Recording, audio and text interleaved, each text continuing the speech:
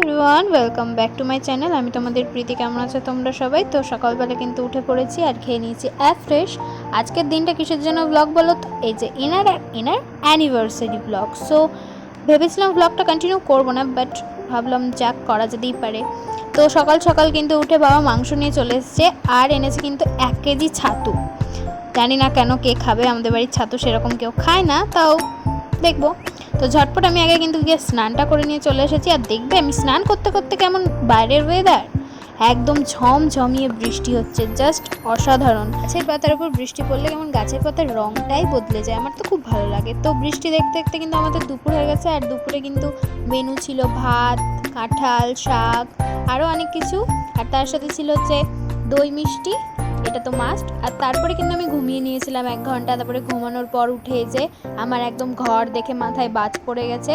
এবার কিন্তু আমি ঘরটাকে আগে গুছাবো। তো ঘরের অবস্থা ঠিক এই রকম ছিল, আর ঘরটা গোছানোর পর ঠিক এই রকম অবস্থা। সো কেমন হয়েছে সাজানো, আমি ছোট্টখাট্টো করে সাজিয়েছি সারপ্রাইজ দেওয়ার জন্য। তো কেউ জানে না বাড়িতে, মা তখন অন্য ঘরে ছিল।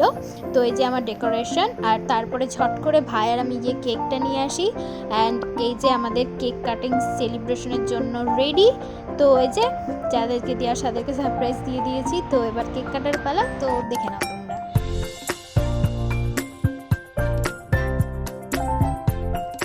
প্রথমে তো ভেবেছিলাম কোনো প্ল্যানই করব না, বাট এই একটা দিন বছরে একবারই আসে, সেজন্য ভাবলাম প্ল্যান করা যেতেই পারে।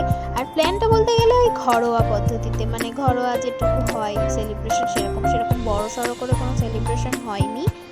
তো এই যে আমাদের আজকের এই ভিডিওটা তোমাদের কেমন লাগলো অবশ্যই কমেন্ট করে জানিও। আর কে কোথা থেকে দেখছো সেটাও কমেন্ট করে জানিও। আমাদের রাত্রের ডিনার কিন্তু শেক ছিল, আর শেক খেয়ে আমরা আজকের ডিনার কমপ্লিট করেছি। So by.